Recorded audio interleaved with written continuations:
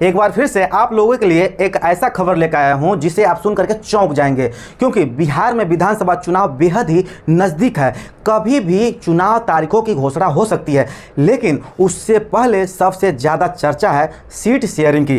राजनीतिक दलों के लिए सबसे ज़्यादा चिंता की बात है आखिर सीट बंटवारा कैसे हो। वहीं बहुजन समाज पार्टी की सुप्रीमो और उत्तर प्रदेश की पूर्व मुख्यमंत्री मायावती 2027 के विधानसभा चुनाव से पहले पूरी तरह एक्टिव हो गई हैं। हाल ही में रविवार 7 सितंबर को राजधानी लखनऊ में हुई बसपा की बैठक में मायावती ने संगठन के पुनर्गठन और आगामी कार्यक्रमों की रणनीति पर विस्तार से चर्चा की, जिसके साथ ही बसपा के प्रदेश भर से आए वरिष्ठ पदाधिकारियों ने बूथ से लेकर जिला स्तर तक की कमेटियों की प्रगति रिपोर्ट मायावती के सामने रखी।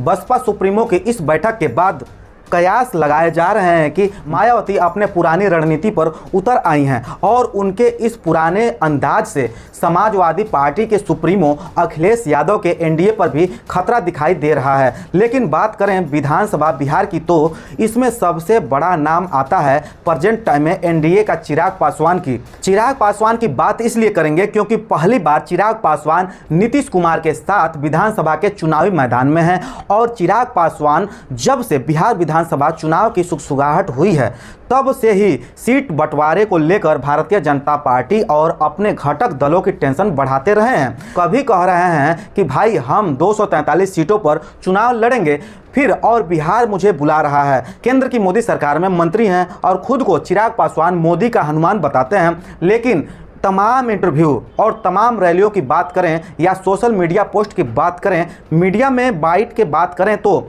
सीट बंटवारे को लेकर और जो प्रेशर पॉलिटिक्स है वह लगातार चिराग पासवान करते रहे हैं। एक समय तो कहते थे कि हम 243 सीटों पर चुनाव लड़ेंगे, बिहार मुझे बुला रहा है। वहीं बात करते हैं आप चंद्रशेखर आज़ाद के बारे में। ऐसे में उत्तर प्रदेश के चंद्रशेखर आज़ाद की पार्टी आज़ाद समाज पार्टी ने बिहार में दम दिखाने का ऐलान कर दिया है।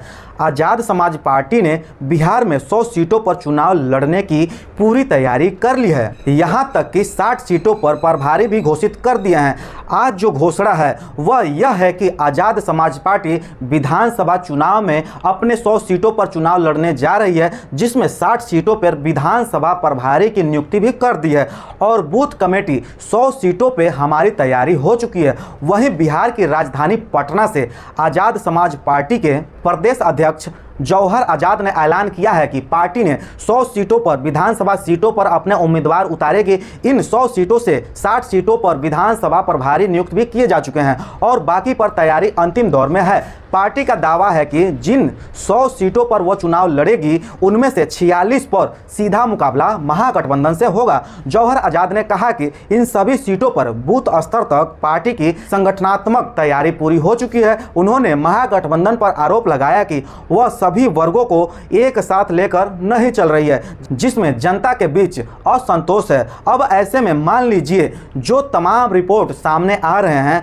उसके मुताबिक यह माना जा रहा है लगभग जेडीयू और बीजेपी मिलकर 200 सीटों पर आपस में चुनाव लड़ सकते हैं। एक सीट ऊपर नीचे वाली कहानी है जो मैं आपको पहले ही बता चुका हूं। इसके बाद मान के चलिए जो भी 40, 42, 43 सीट हैं जो भी बचती है, उसमें जो जानकारी सामने आ रही है उसके मुताबिक यह है कि चिराग पासवान को आधी दे दी जाएगी। जैसे अगर 42 सीटें बचती हैं तो इसमें 21 सीटें चिराग पासवान को दे दी जाएगी। इसके अलावा 21 सीट में 10 या 12 सीटों के आसपास जो है, जीतन राम मांझी की पार्टी पिछली बार भी एनडीए के साथ चुनाव लड़ी थी और तब 7 सीट भारतीय जनता पार्टी और एनडीए ने उनको दी थी। तो ऐसे में जीतन राम मांझी भी चाह रहे हैं, उनकी महत्वाकांक्षा है कि भाई हमें भी ज़्यादा से ज़्यादा सीट मिले।